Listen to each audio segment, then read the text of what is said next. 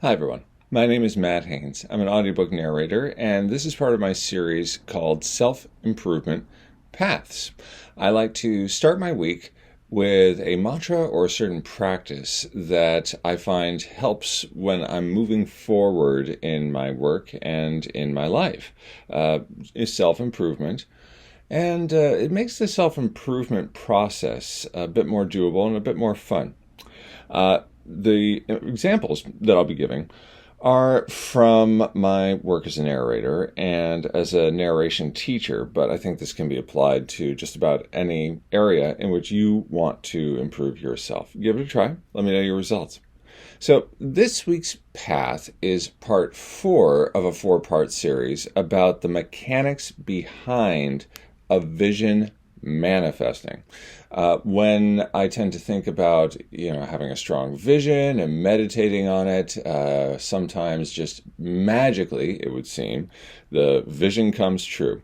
But I think the more I understand the mechanics behind it, the more I can use those to my advantage. And there are mechanics. The mechanics that I think tend to happen are the manageable fears that I face to achieve the vision, the help that I choose to seek in achieving the vision, the imperfection that I'm willing to tolerate in order to achieve the vision, and finally, the sacrifices, the manageable sacrifices I'm willing to make in order to achieve the vision. Now, that seems like a lot of extra stuff to achieve a vision. Actually, I believe that I am always managing manageable fears, facing manageable fears, seeking help, tolerating imperfection, and making manageable sacrifices for other things in my life that are not related to manifestation, but whether I'm conscious of it or not, I am doing that. Let's say that I have a habit of sleeping in late and getting a lot of junk food the night before, and taking an entire day off after sleeping in late. So I'm already facing a manageable fear, which is what if I don't get caught up on my work, and I have this whole day off. I'm already seeking help by purchasing some of the food at the store, and perhaps getting somebody to cover some of my chores. I'm tolerating imperfection. This food isn't particularly good for me. I am making manageable sacrifices, which include, perhaps stuff that I have decided to improve in myself, putting that to the side. So unconsciously, I've already chosen the 4. Now, what's the 5th element, if you all have been following me with this series? The 5th element is simply the opportunities that arise when deliberately focusing on a vision and following manageable fears, getting help, imperfection, and manageable sacrifices. So this final video in that series is about manageable sacrifices. Now, how might that happen in my work as an audiobook narrator? Let's go back to junk food or just food in general. Let's say that I have a vision that I'm going to ride the momentum of a book that I'm narrating right to the end. I'm in a really good groove. I'm sucked deep into the story. My throat is doing well. My breathing is going great. And I've got the time. Okay, great. So I have a vision for it.